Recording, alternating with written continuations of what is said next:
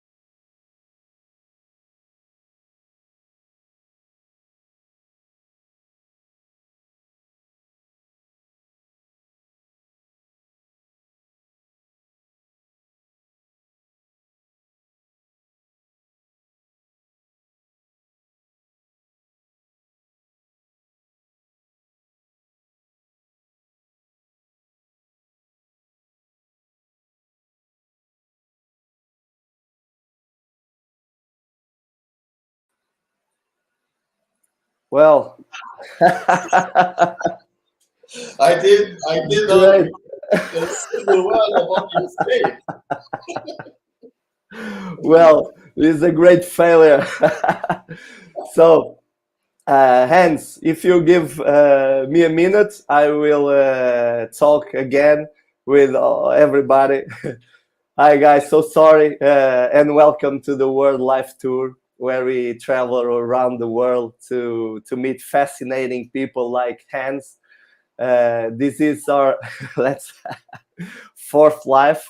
We started in South America, Brazil. Then we jumped to Colombia, and we are now in Germany. we are now. We did our first live in English with Daniel Cohn-Vetterlein. You could saw the same live in this YouTube channel, and now we continue in this same country, German, not to not to talk in German, but also in English. So it will be our second live in English, which means that our English is still bad. It's good enough. So yes. So we want to thank to a special brand that is supporting us since the beginning. That is Tropical. Thanks, Tropical, for all of that. Thanks for your support and for believing in this project. For who do not know Paraíso Pleco project, you could follow us after this live. You could follow us on Facebook, Instagram, and subscribe also this YouTube channel for us to grow and to bring more special guests like Hans. So, Hans, many thanks. It's a great pleasure, a great honor to have you here with us. I'm a big fan of your work, and it will be great to talk a little bit with you. Thanks for your time. Oh, thank you for inviting me. It's an honor too, actually. Thank you. Okay.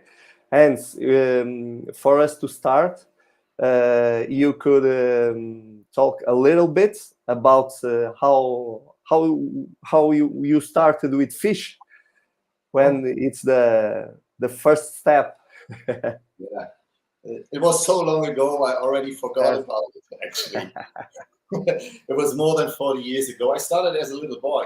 Just got a little tank with guppies. But I started with cichlids, actually, as so many people do.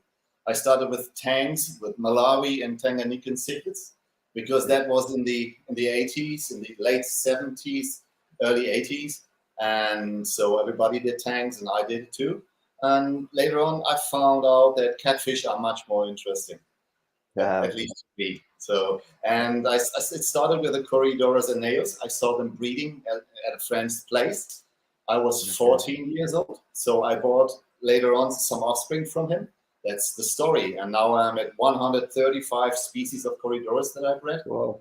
And I don't know how many other fish. I love breeding fish, though, and all my life is playing around fish. Yeah, Okay. You have a great scenario behind you. Yeah. Well, how many aquarium you have at home now? Around 50 to 60. I'm not so sure if you can see, but I'm sitting here in my fish room, and it's tanks everywhere. But my wife always says I picked the house just for the fish. That's true. Actually, when we were looking for a new house, I was first of all, I was always going downstairs. In Germany, people do have the fish room in the cellar. First thing I was checking before I went anywhere else in the houses that we were looking at, I was down to the cellar. And when I came up again, and my wife looked at me, and this house here, it was just like this. So I went out and say, yeah, that's a good place. Yeah. Good choice. Good choice. To look at the other things. But there's a main reason why the German have the fish room in the basement. Yes, I think because we can warm up the whole place here. We need to heat. Now we have minus 4 degrees outside, so we have snow and minus 4 degrees. It's not very convenient, and to have it in the cellar, you can save some energy costs with that. Yeah, I think it was always like this. I was always dreaming of a cellar. Actually, I was living in flats. I used to live in flats, and we decided to buy a house. And then we said, of course, I need a cellar, like all my friends too. And then we can sit here, we can have a drink, we can talk about fish, we can listen to some good music. Yes, great. So sorry, but I was listening today in the morning a podcast. And I think it and they call us the nerds of the fish, but I think it's in the good side, yeah. But this is true. An American friend, she called me king of fish nerds. Oh, but it's for a good reason. So, do you have? I saw that you have breeding projects, and you prefer Corys, yes? In the moment, for the past 35 years, I'm doing Corys a lot.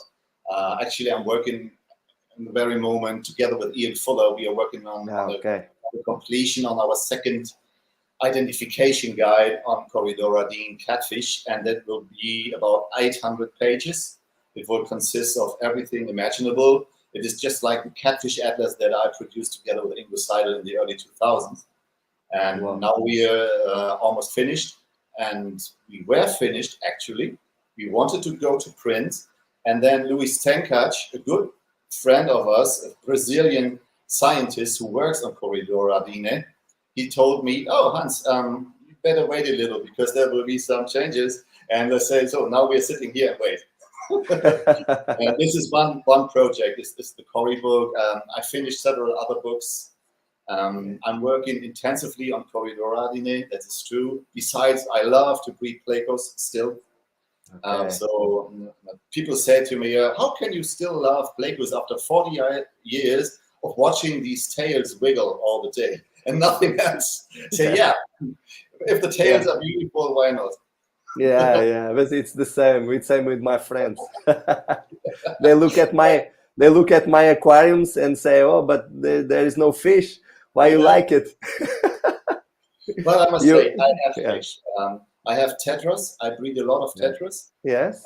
I was in New Guinea several times to collect rainbow fish. And so the big tanks are mainly for the rainbow fish. The middle-sized, the medium-sized, and smaller-sized ones are for the Corys and for the plecos and for the tetras. Tetras are good, actually, because you can see something swimming in the tank. Yes. Not just staring at caves. You know what I mean? Yes. But you breed tetras in the same tanks as the plecos? No. Yes. No? I keep a group of one species together with a group of plecos or Corys. But if I want to breed them, I put them in special setups. So I have special breeding tanks for the tetras to take care for the baby fish, and it's much easier because you have to do something with a fry. Fry is very delicate. It's tiny, very tiny, so you have to feed them with special food. You cannot do this in the tank. I have some of these tanks here. They are heavily planted. I have a lot of plants in the tanks, and from time to time there's baby fish popping up. So some tetras are so easy, and it's good enough for me if there are just 5 or 10 babies coming up. It's enough. But if I have a new species, when I have a new species, I want hundreds. So, and to get hundreds, you have to do a little bit. Yes, we in Portugal we saw a lot of beautiful species of tetras, but are very expensive. Maybe sometimes 20 euros, 50 euros one specimen, one tetra. Yes, yes, very expensive. I know. I pay this. Yes, well, it's the same in German. Because Germans are so rich people, right? Yes, because I'm crazy. Let me say it like this: I buy 2 pairs, maybe a group of 6 or 8 of a species, and if I can manage to breed them, I can sell the fry for less, but it's still playing the money in, because when I'm breeding a tetra, for instance, I have a new tetra now, a new Thyaria, a penguin tetra with red fins, and they bred for the very first time. I paid around 50 euros per piece, and it was just big fortune to get them. Yes, and I can sell them now for €5, but I have 300, no problem. If you can manage it, then it's easy to get the money back. So just whatever you call it, investment or what. But I don't care when I want to fish. First of all, I don't care for the price. Very often I have to stand back and say, "Oh, wait a little." For instance, the first Hypon citrus zebras, when they turned up, it was just like, "Oh, I must have this." It was in the late 80s, but I couldn't afford it. And then later on, I was able to buy them, and now I have Hypon citrus zebras since 1992 in one row. Yes. So, and Okay. the same with others. If I want to have them, the 236s, the super wides there. If I want to have them, I pay, Okay. but I keep them for a long time. I'm very, yeah. Yes, it's a great investment. So, Hans, besides these tetras, what your favorite kind of plecos and what you maintain in your aquariums? In the moment, Yes, I still keep Hypancistris zebi, L46, of course, okay. because this is my favorite fish. Yes, like me. Yeah, I must admit it is. It's still, even people say, "Oh, it's so boring." Yeah, everybody says the zebra is the nicest. It is. So what can I say? It's true. It's true. And Okay. I still do the Hypancistris 236. Okay. The super whites and the super yellows, whatever you name it, and a few ancestral species. So I reduced the number of plecos from 20 species that I kept maybe 10 years ago down to now 6 or 7. Some nice ancestors that I collected in Peru, for instance, I'm just still keeping them. Or the new one is 519, the so-called Kiefnerite. It's a yes, from Bolivia. Yeah, from Bolivia. Yes. I talked with Daniel on the previous live. Yes. And he told me about the Kiefner. Yeah. So, Hans, we have here some questions. We are.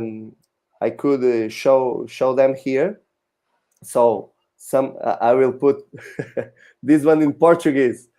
If you could read, we could try your Portuguese. I will try. I will try to explain. I talk with this friend about. You understand? We talked about wood. We talked about wood. If the plecos will hit wood, or it's just rasp wood. You understand, to eat microorganisms. You could explain this? Yes, actually, there is a group of plecos of the genera Panacul and Panaculus. They have dentition, teeth, to scrape wood and get it into the intestines. So they are actually digesting, but they are not getting the wood, but a stuff called lignin. And from this lignin, their bacteria in their stomach can make some energy. All the others are just scraping the surface. They have different lip structures and teeth, and they are scraping little animals from it, the detritus, so Aufwuchs as we call it. And there can be algae, there can be microorganisms, and so on. To add wood in the tank is mandatory for Panaki and Panaculus. It is not mandatory for others. But if you have a look inside this big tank here, I don't know if you can see it. Yes. It's a 2 meters tank, and it's filled up with wood. And there's not a single Panaki or Panaculus in it, but there's loads of other plecos in it, and they love it. And they love it. Yes. There are hundreds of babies swimming in. I don't do anything in this tank, but I maintain a lot of wood because they like it to scrape on it. But only feeding is only two genera so far as we know. Okay. We have another question here.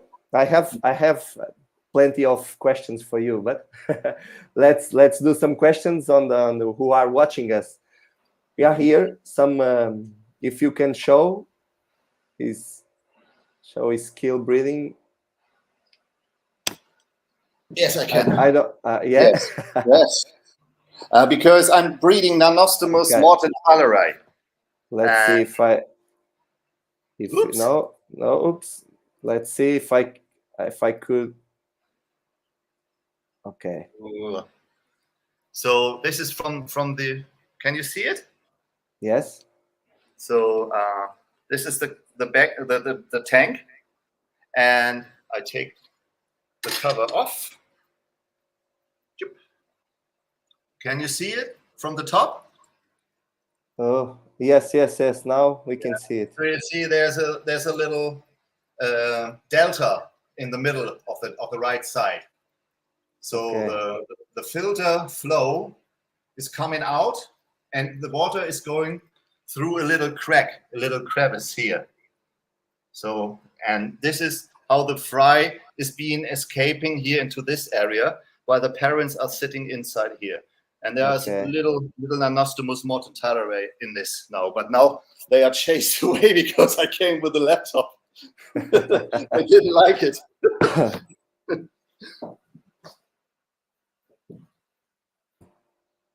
Well, we have some other questions. Yes, sir. A friend from Portugal. When you put tetras with the plecos, you use it with the fish, or just to not decoration, but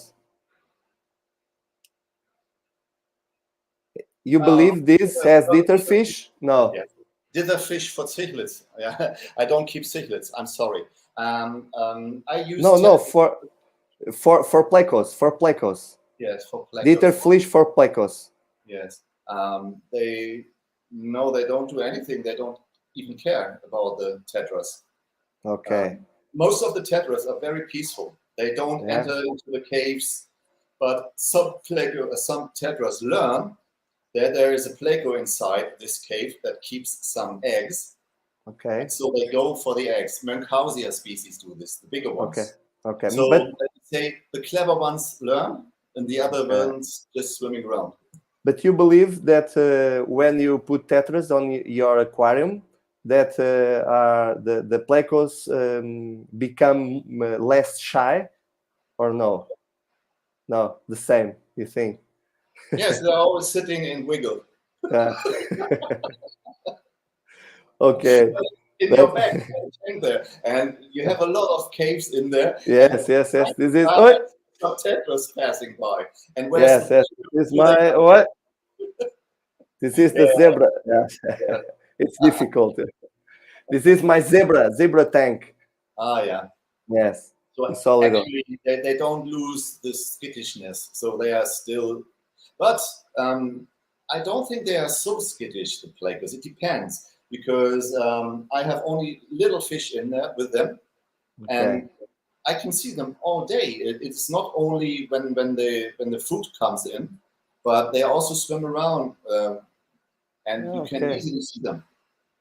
But you turn the lights on the. You turn the lights only when you enter the fish room, or you are some hours programmed? Yes, I grow aquatic plants. Okay. Because it is better for the aquarium. Okay. And the whole system is more stable with plants. Okay. I always use gravel, sand to be more precise.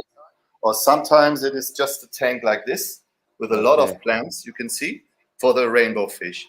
And if we take one here for the pleco tank, this is a typical pleco tank, and you can see there's some sand in and some aquatic plants, and a stronger pump. And you can always see there are some plecos swimming about. There's a little one here on the stone, and these are also. I prefer to use plants, so I need light, at least 10 hours a day. Okay. 10 hours. Yeah.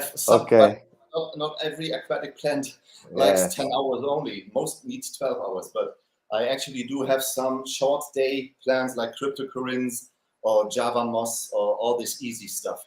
I only keep easy fish. Yeah. I keep difficult fish and easy plants. Easy, low tech. It's easier.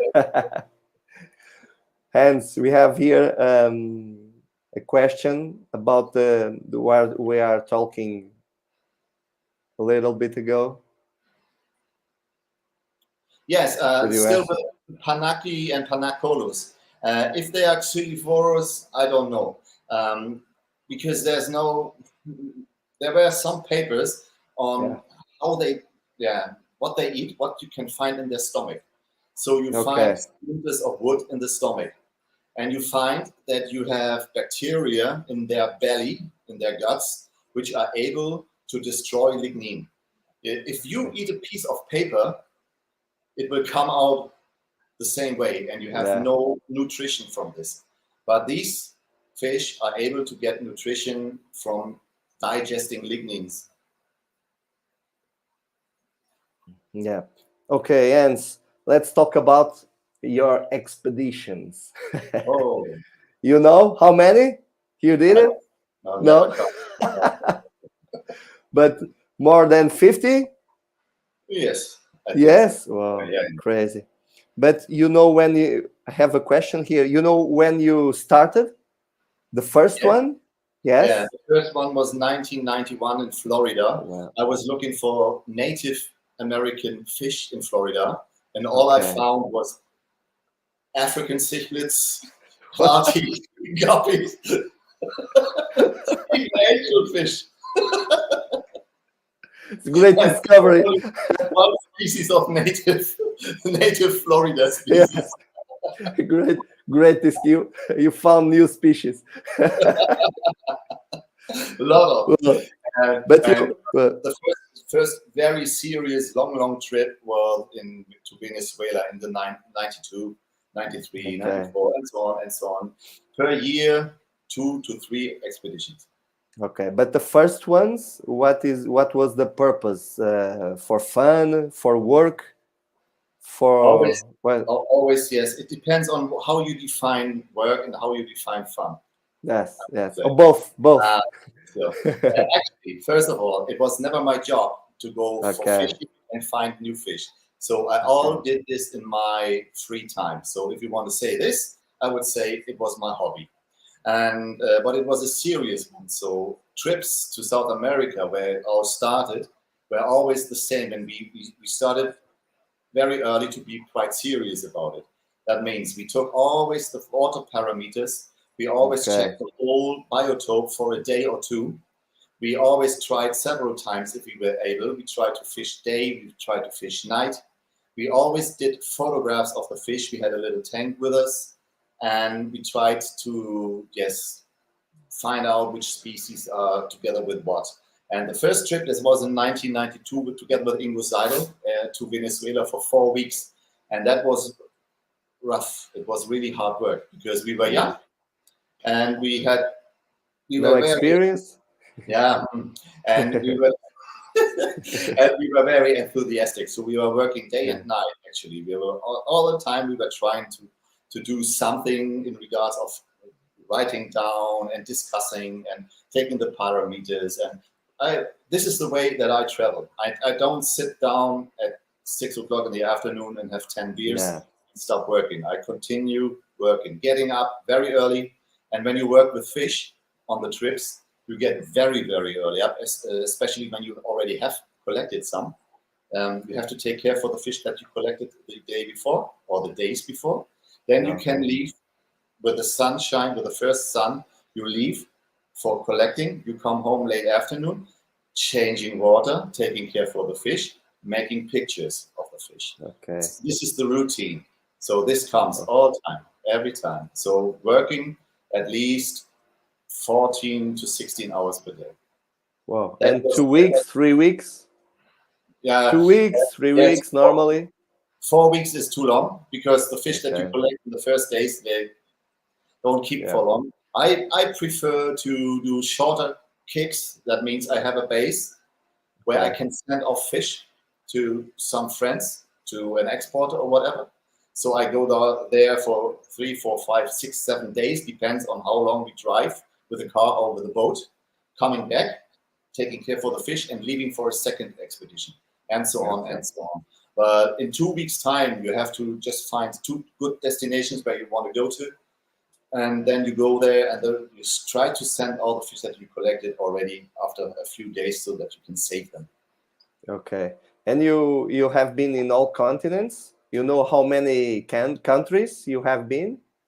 I don't want to collect this. No. Actually, I'm very bad in this. I've been to all South American countries except Chile because that's too cold and so not so interesting for me because of the fish there. I must admit.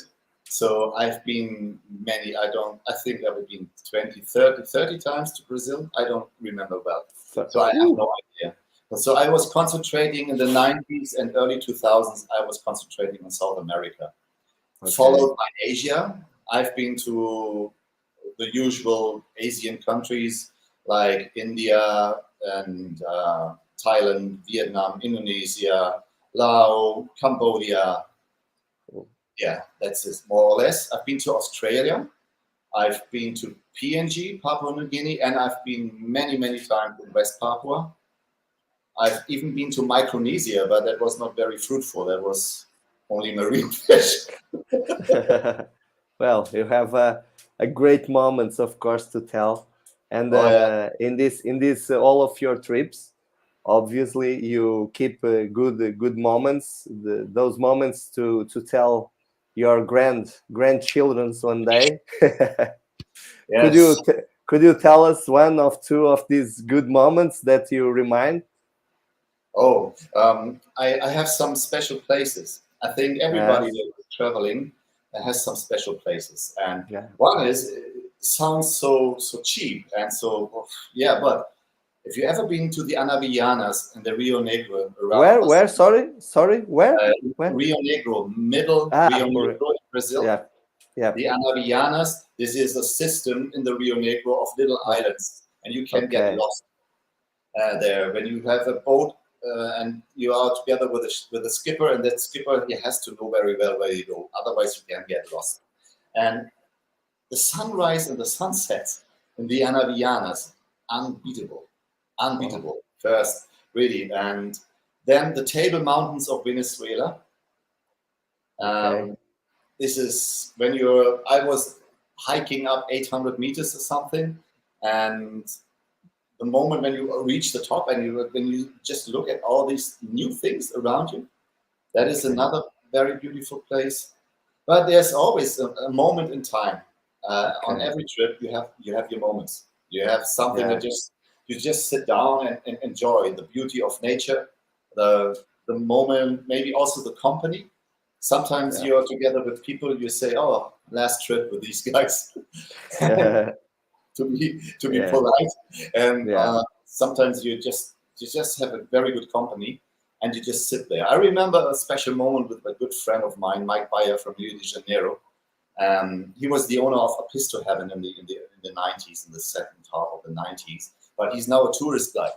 And it was Carnival in Rio de Janeiro. We were fishing the day, and at night we went to Carnival. And in the morning, 5 o'clock, he said, "Let's go to my mountain." He was living on foothills of a mountain, and we were climbing, and we were just looking at the moment when we're sitting there and looking down to Guanabara Bay, and the sun came up. That was an unforgettable moment. Stuff like this. And when you find a fish, of course. And this is sometimes like, coming back to 1992, together with Ingo, it was a moment we collected our first falowella. I mean, we were young guys. We bred falowella in the aquarium. We liked them very much. And I still remember Ingo and my face when we had the first falowella. "Hey, Ingo, look at this. We had the falowella." 3 days later, oh, falowella again. Come on. Only falowella. Hundreds. And the one moment that scared you the most, one situation like life or death, you pass. Some idiot had the perfect idea to go at night on the river, on the cataracts, on the rapids. And we said no, but he said, "I need to get my flight tomorrow, so we need to pass by these rapids." And I said, "Not a good idea." At night, it was dark, and we almost capsized with the boat. So that was frightening. We had, with a good friend from England, my friend Neil, we had a moment in a car on the Trans-Amazonica. And we capsized with the car and rolled over again and again, 3 or 4 times. Everything was shaking, and I banged my knees into the window pane in front of the car and so on. So the car was completely broken. We got out of the Jeep, and all our fish that we collected were spread over the road for 200 meters. And so the whole thing was, but nobody of us got hurt, just a few scratches. That was something like this. Sometimes you have these moments when it's scary, and very scary was a moment when other people are involved. So if it is not depending on you, or it's something going on with the boat or with the car, so. But it is scary when the guy comes with such a knife in his hand and shouts at you, and you don't understand a word. That happened in West Papua 2 years ago. No, yeah. We asked all. Yeah, we always ask, are we allowed here to fish? We discuss, sometimes it takes an hour or something. Then you go in, and then you hear a shout, and they said, oh, probably we did not ask the right people. And that was the case. So the chief, the boss, turned up completely drunk with such a long knife and taking our fish, throwing them back into the water, wanted to cut with his knife, he wanted to cut our net, and not very nice and pleasurable moments. These are moments when you think, oh, you better go, you better leave. So it can happen.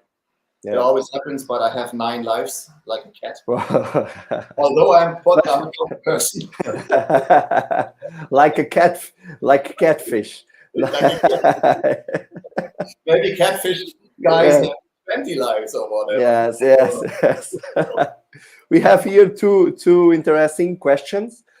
And you have any dangerous close encounters with any, like anaconda or crocodile? Yes, crocs and anacondas, but you don't go there and say hello. When you see them, you recognize. The nicest story to tell is that we were camping on a shore, on the sandbank in Peru. Okay. And one of us wanted to go for a pee at night. So he went out of his tent, go to the bush, and stared into the eyes of a jaguar. Whoa!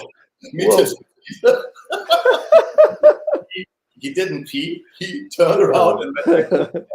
And then the next morning, when we opened up our tents, there were footprints of a jaguar everywhere around our tents.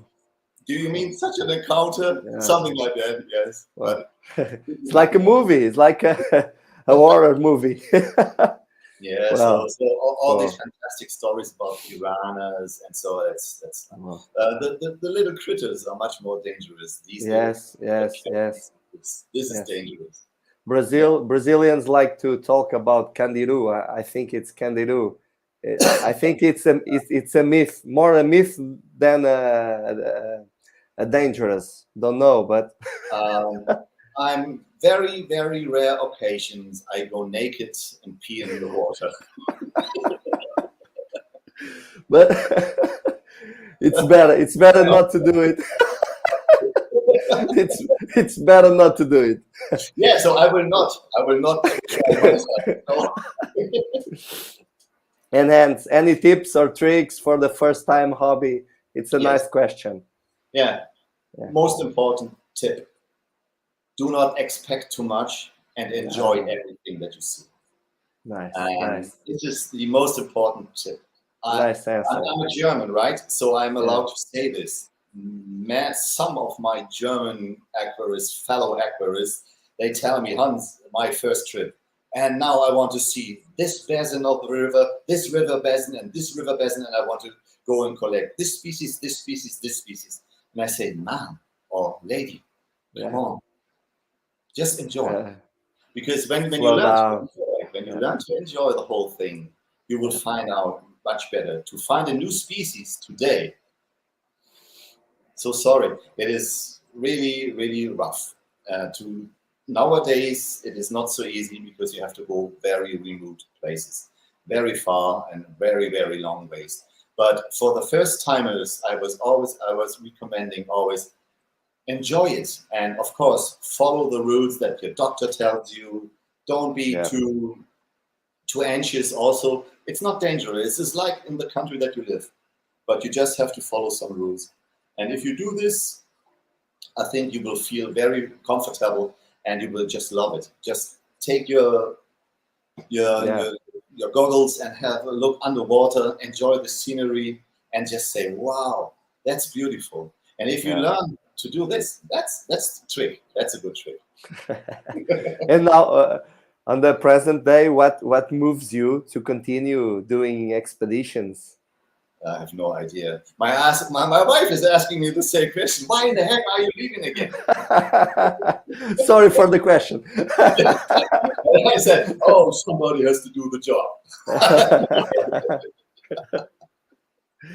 Well, but No, when you went to expeditions, how you treat your fish, how you have some friends, some family?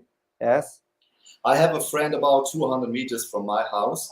He has a cellar with fish in, Yeah. 20 tanks or something.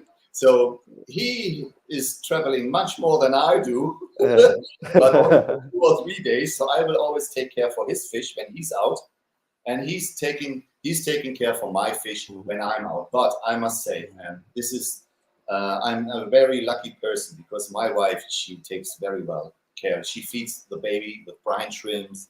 She has a look, and if something is not as it should be, she phones my friends. So actually, it's her, and I can continue also to raise fry when I'm a week off or something. I still continue to raise fry because she's taking care for the babies. Yeah. But for the rough stuff, for the water changing and so on, my friend comes over. Okay. Okay. We have here a lot of other questions, but I will show you this one. When did you first become involved with a scientist?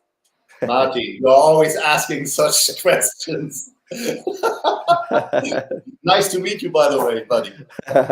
Yeah, the first time, first trip, after I had returned from the trip, I had preserved material I sent over to scientists. That was already in the early 90s. And ever since, because I find it important that when you go to places where maybe not so many people collected before, it is always very useful when you lose a fish to preserve it. But nowadays, it's not so easy anymore. And in some countries, you are not allowed to do so because you're doing scientific work. And this is not good because of the accusation for biopiracy. For instance, I remember cases that in Brazil, people were collecting fish, preserving them, trying to get them out of the country. They got caught and they got fined and sued at the loyal court. So what I always do is I cooperate with scientists in the countries I'm collecting. That means I come back to a spot like a big town where I fly out. And before I fly out, I do a package, put all the fish in, send them to the museum of that country. And if these people want to work with this, it's fine for me. If they decide to send it over to specialists, even better. I do this in New Guinea. I do this especially in Indonesia and in Brazil. I did this in Peru. I did it everywhere because I want to promote and to support science. I do not want to promote myself or support myself or my ego. I'm not doing this because I like myself so much. I'm doing it because I love nature, I love fish, and I want to do something with the fish. And that means, seriously, if you're at a stadium like me, I just have to say this, I know quite well some groups of fish. So I can judge that there could be something new. And so then I think it might be good to preserve some specimen and send them over to the scientist that is working with them. This is the way. So sometimes I got invited by other scientists to join an expedition. So I was the photographer of this expedition, for instance. And this is also nice because then you can discuss directly with these guys what they think about it. And this it's a gift. Yeah. Good work, Hans. Stephen. We have here another question, but I think this question Eric, for just this question. You must know Eric is from Oslo and he has the perfect water, and so he can teach me how to breed corridors. Come on. But what the best tips for breeding them for you? For me, food and water actually. Sounds easy, but I must say that even now it's very cold outside. Tomorrow morning, before the family awakes, I go and get some bread buns and some Daphnia from the pond. So I'm the idiot that stands up at 6 o'clock on a Sunday morning and is cracking eyes and is doing this just to shovel in some Daphnia. For the colleagues, I feed a lot of live food. I feed a lot of Daphnia. And if available, only for the breeding groups, I also feed a lot of tubifex or black monks to get them fat. And you have also to take note where they come from, which area they do come from. So sometimes you have to change the parameters of the water, depending if there's a high water season, rain season, or low water season or dry season. It is also a difference. And you have to check this out. And when you find out where they come from, you can just try to imitate. Some are easy. They start right away if they do a good food and a good water. Some need a little bit more activity from your side. Some projects, for instance, like broches, the big broches, the big ones, it took me 8 to 9 months to prepare the fish for the breeding. And then you have to follow some steps. And I here use rainwater. So I'm collecting rainwater and set up a tank. It doesn't need to be big, even for a broches. It's okay if it's 1.20 meters. But if you have a group of this size cories, the smaller ones with the round heads, it's just a 2-foot tank, that's all. So 50, 60 liters.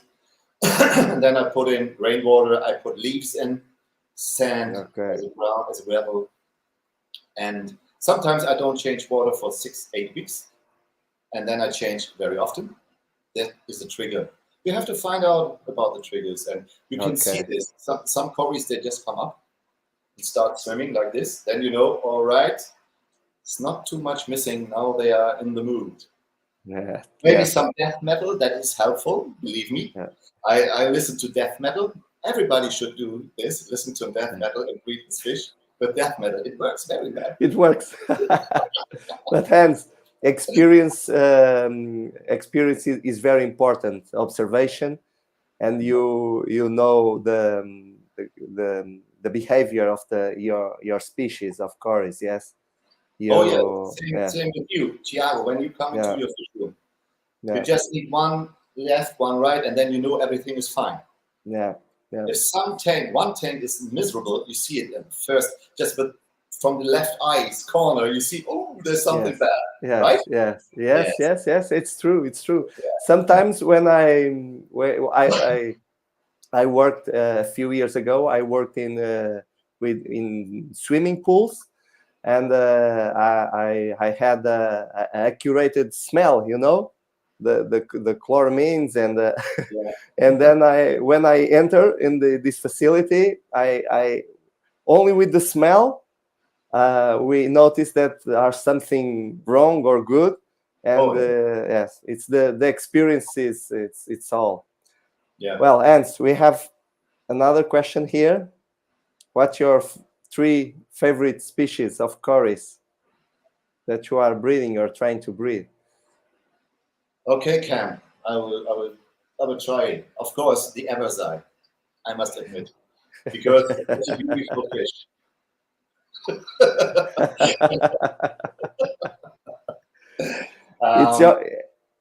Yes, and of course the CW111s, the ones with the high dorsal fins.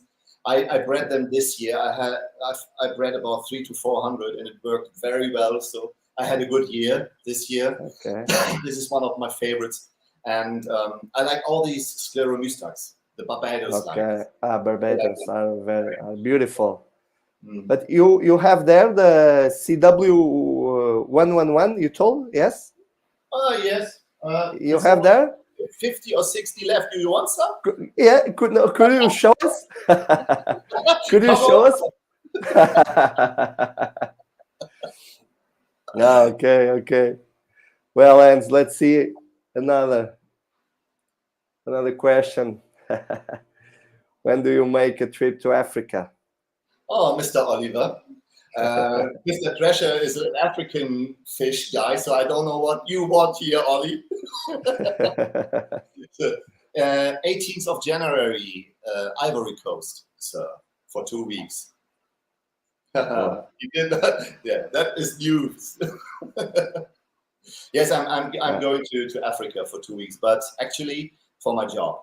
And my job is not actually not fishing there, but working Okay. with smallholders and farmers to create sustainability and sustainable supply chains for natural rubber. This is what I'm Okay. mainly doing, my main job. So I can combine my fishy hobby and my job. I'm a lucky guy. And Okay. sometimes I'm Okay. not a lucky guy because I just have to work all day in a plantation, and I can see these rivers there, and I cannot go into and go fishing because I have to work. Okay. But I can combine. Yeah. Often I Yeah. do. We have another question here. A friend from Portugal.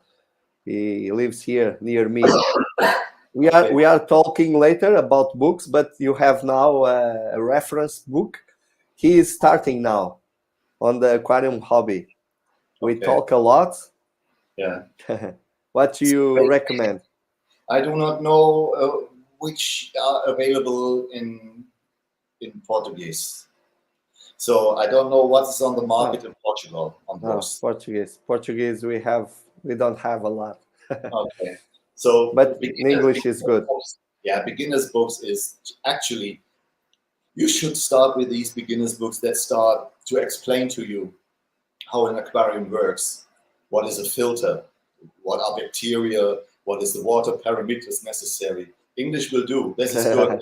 There's a, a big bunch of books you can start off with. And yes, some authors. I'm not so sure if any Yeah, authors yeah. left that are writing books about aquarium in the moment, because I have the impression that books are not selling very well. Yes, yes. Maybe so. I wrote a book about aquarium fish, a combination of aquarium fish and so on, but it has only been translated into French, never into English. So I'm sorry.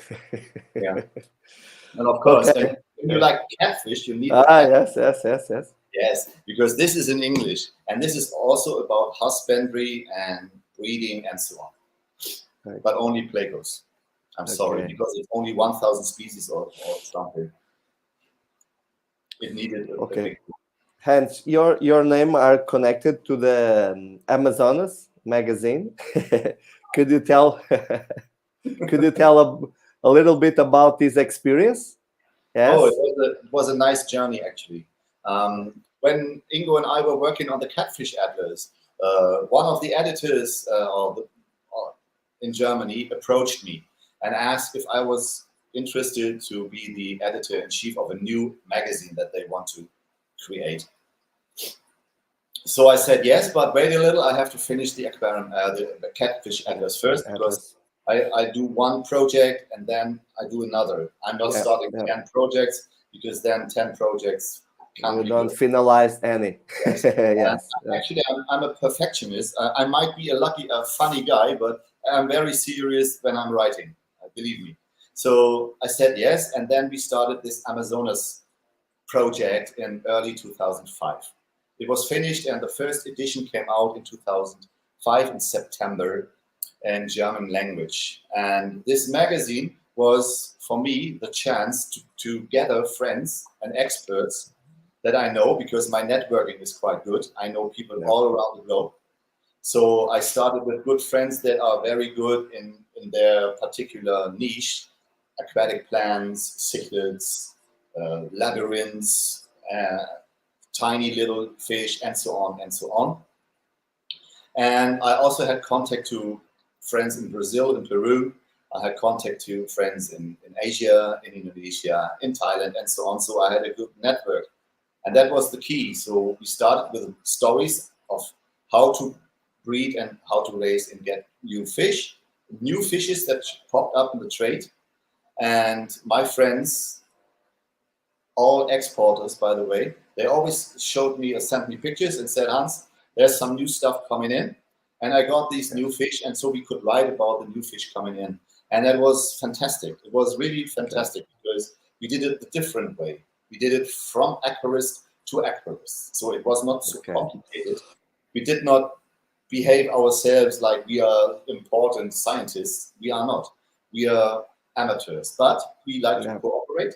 And I love just to build a bridge between science and the hobby, to teach my fellow hobbyists about what science found out. So new species or anything. And it was quite a success. It took just a few years and we were very successful. So we had also an Italian version, we had a Russian version, and since 2012, we have an American version of Amazonas. Okay. And I had to stop later on because that was a 24/7 job. I worked all day. I had my normal job. I came home from work. I checked my emails and I was feeding my fish and I did my job. So I was working from 7 o'clock in the morning to 10 o'clock in the night. And on Sundays and Saturdays, I was working also all time on Amazonas magazine for 13 years. But a full-time job. Yeah, it was extremely hard work, a lot of work. And then my first grandson was born. It was in September 2018. And I was in the hospital, I had him here, and I said, on the right. Now it's time for a change. Yeah.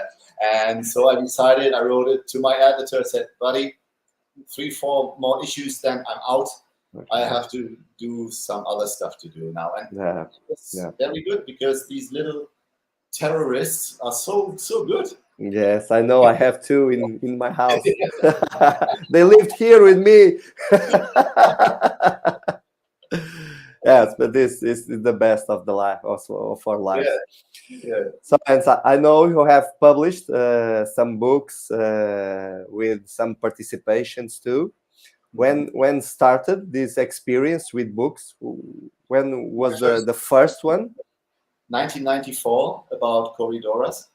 Okay. It was the book just trying to explain all the species described, of course. Okay. And especially I was taking attention for the aquarist, how to work with fish and how teaching them, trying to make them understand. At that time in 1994, it was almost 30 years back, people thought a corridoras is a scavenger, cleans your tank. It's something that is just squirreling around on the ground. And we didn't know so much about them. Maybe when I started with corals, there were 5 or 10 species available in the trade. Yeah. We tried, and everybody said, "Oh, not easy to breed, impossible to breed." Everywhere you could read in the Mergus Atlas, you said, "Not bred yet, not bred yet." Every single species, they said, "Can't be. We will find out how it works."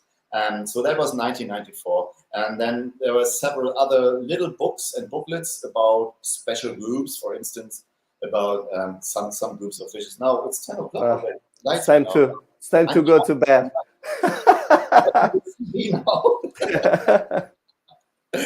And so yes, and it went on. And the biggest project was the Catfish Atlas by far. Okay. I was also one of the editors of Mergus Atlas number 6. That was an immense work also. But these Catfish Atlas, that was really, really hard work. A lot of work. Wow. I could imagine. Yes, I wrote books for beginners. I wrote books about fish communities and so on. And I wrote a lot of articles also. I'm more than 500 articles out, maybe almost 1,000, even little notes and so on. Especially with Amazonas, it was a lot. So I still like to write. And now, very soon, I will have 1 week only for writing. So for the next year, 10 articles, so that my name is in the magazines again. I have one of your books here with me. What a nice book. Yes. Who is this guy? I was younger then. Could you tell us why this book about this L236?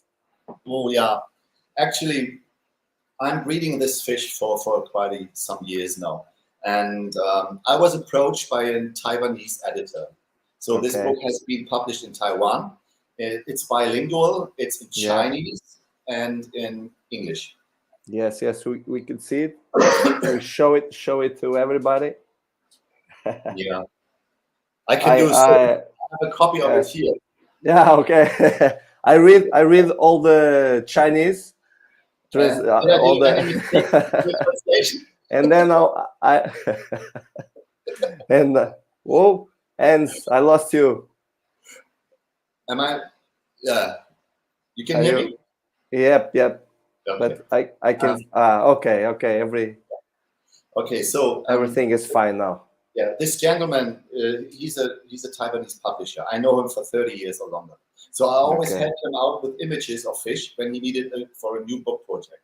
And he asked and said, Ted told me, Hans, these L236, they are a big thing in China and in Taiwan. Many aquarists like them. Even in Singapore or in other Asian countries, many people like this fish. So would you like to write a book about them? I said, yes, it's a good idea because there are so many mysteries and so many wrong information about this fish. It all started already with the history. Where does it come from? It is said to come from the Rio Iriwi, which was a false information. There is not a single hive ancestors in the Iriwi, so far as yet we know. So, but I know the people in Altamira, which is a city around Xingu, in the middle of Xingu. I've been to the Xingu several times. I said, yeah, it should be possible. So I wrote the whole story. The first days when the fish was first found. Where is it from? And I got the help of Leandro de Sousa in Altamira. He's a professor at the Altamira. Hans, could you hear me? I think I'm lost in you. Are you hear me well? Yes, I hear you very well. Okay. My connection failure from some seconds, but are okay now. Okay. Shall I continue? Probably. Yep. Let's go. So I got the support by Leandro de Sousa. I got support by Oliver Lucanos. He's a very dear friend of mine from Montreal in Canada. And he's a good diver, scuba diver. And these two guys, they wrote a book about underwater pictures of the Xingu, which is still in preparation. And everybody's I'm waiting for. I was visiting Ollie in 2020, I think, or 2019, and he showed me the book already in the computer. I was visiting him in October this year, a few weeks back, and they're still waiting for the publisher to prepare. But it is such a nice book. So anyway, they have so beautiful pictures and a lot of good information. Yeah. So we had one more hard questions. Martin, you call me a beer next time. I tell you. Of course, me. No, that's Ollie. Ollie is perfect underwater photographer. Honestly, he's unbeatable. He's really. But Leandro also. They have this river just right in front of them, right? Yeah. Carry stuff over there. So underwater pictures are brilliant. And I know the people that bred them. So I know the Robert Budrow and Ernst Schmidt. These two guys are German breeders. I know them all my life for 30 years. Good friends of mine. So I also know the whole story where the original fish came from, the hobby, where he bought them, and what he developed out of it. And I started with the fish from Roberts in 2008, I think, or 7. And I'm breeding them also all the time over the past 15 years or something. And so I could write complete thing, taxonomy, natural history, the breeding history, the history of the super whites, and all the different styles. And the Taiwanese editor, he added pages and pages of fish that his Taiwanese community is breeding. So the whole thing reads like it's a monography on only one species of plecos. This is unique in the world. Nobody else did this before, only on one species. Not even the zebbies. The zebbies are in there too. But this fish was worth a story because it's a man-made artificial breeding mutation, and it's the result of breeders' work, of good breeders' work. The fish are healthy, they do not suffer, so it's all okay to do this, and they are so beautiful. Yeah. The book is great. It's I read half of them only till now, but the book is great, and I recommend to all the hobbyists. Yes, it's beautiful to watch all the photos. It's great. And you think that you could find the 236 in the nature in present days? In present days, yes, why not? If you dare to go down there, it's a very, very difficult place to dive. This is the reason why they are so rare. Okay. But it's more like this. It's also the story that all these hypes that came from the lower Xingu had been transferred by fishermen into the middle Xingu, so that they don't need to go so far. So that made all these mutations. In the middle area of the Xingu, you only have the zebra and the L174, and maybe the 173s. That's it. These zebi forms, if you want to say so, small ones. And the bigger ones, all these were originally below Monte down to Porto de Mos, down the whole lower area, the lower Xingu. So this is, you have to know this. It is not a natural occurring fish. It is a mutation, a hybrid in the wild between some forms. And genetically, you don't have any difference between all these hybrid sisters from the lower Xingu. This is the main problem with the scientists, that they cannot describe the species because they cannot see any differences in the between them. And every one of us knows they are interbreeding. So if you put two different ones, a 287 and a 399 together in one tank, it happens. Bam! And then you have a new form. It's true. In your book, you visited, we could see it, you visited some fish farms, some pleco farms, and you mentioned one in Indonesia. It's another level, right? Oh yes, it's such a beautiful story, because I tried to consult my friends in Brazil how to breed zebras, and they were successful, so they bred them. But as soon as they bred them, they sold the parents for huge money, and that was it. And so I said, no, this is not working. And my friend in Indonesia, he asked me if I can help him, consult him in this, and I did. So we started at little. I explained everything to him, and now they are producing 1,000 hypancistral zebra per month. Wow! So that's a figure. Yeah. And what impressed you the most on the I think it's Maju Aquarium, in Indonesia? Yes. What impressed you the most? The most impressed me that the manager Jeffrey, he has a feeling also for his workers. So what we are doing there is quite sustainable work, because we don't take from nature. They are breeding. There are several breeding projects. This is the Pleco breeding project, started in 2007. We started a rainbow fish project, Indonesian fish project in 2011. And we started Corridors project in 2018. And ever since, he gets the blood stock from me, my first fish that I find, send them over to him, and he reproduces them in big scale. That means make them available to the aquarists. And this is a very good way. And what impresses me is that he pays very well his workers, that they have a good living, that he is supporting them a lot. So they get a commission on everything higher than the expected money that they get out of this haul. And this helps these people to gain a better livelihood, and a quite good livelihood. So they have a little motorbike now, and they can pay, and they can also support their family, and the children go to school, and so on. So this is sustainability in a very small scale, but as sustainability is my job, I know how hard it is. And this is what I really appreciate, that he does it so well. And he's not a greedy person that wants to add more and more money. No, he has a sense for his family and for the people. Okay. You have travel companions also, because he's like this. He's one of these guys that you can go everywhere with. He's always calm, never panic. And Hans, do you have what do you think? L236 is a difficult species to breed. Do you have any tips, special tips for the guys? Take a female and a male. Okay. Seriously, set up their separate tank. Don't put in so many other fish that disturb them. They don't like this. No hyphen sisters like it. But if you make a higher water temperature, 28 to 32, something like this, but with these 2, 3, 6s, it's already good with 28 Celsius. Check out the cave size.